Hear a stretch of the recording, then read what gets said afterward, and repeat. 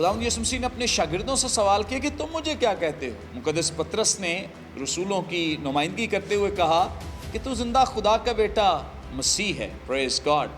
और जैसे ही खुदावंद यीशु मसीह ने ये सुना तो उनको कहा कि ये बात तुमने अभी बाहर नहीं करनी।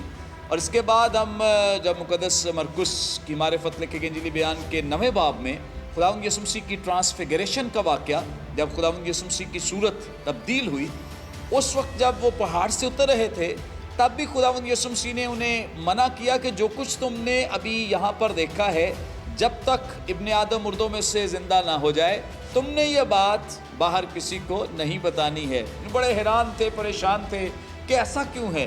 दरअसल खुदावंद यीशु मसीह जो यहाँ पे अपने शागिर्दों से एक्सपेक्ट करते हैं, न सिर्फ शागिर्दों से बल्कि इसके अलावा भी जितने लोगों को खुदावंद यीशु मसीह ने शिफा बख्शी, उनसे भी खुदावंद यीशु मसीह की ये तवक्को थी कि वो लोगों को जाकर न बताएं, क्योंकि अगर वो जाकर बताएंगे तो खुदावंद यीशु मसीह की ज़िंदगी का सिर्फ एक पहलू नुमायाँ होगा कि वो शाफी है, शिफा बख्शता है।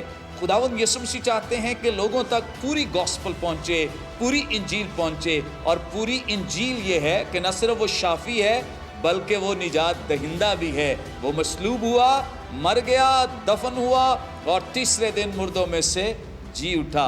खुदावंद यीशु मसीह चाहते हैं, इसलिए उन्होंने अपने शागिर्दों को रोका कि जब तक मैं मुर्दों में से जी न उठूं तब तक ये खबर जो है मसाया की, मसीह की, ये तुमने लोगों तक नहीं पहुंचानी। और ये खबर उस वक्त पहुंचानी है जब मैं मुर्दों में से जी उठूंगा, ताकि लोग पूरी इंजील को, पूरे मेरे पैगाम को समझ सकें। Praise God.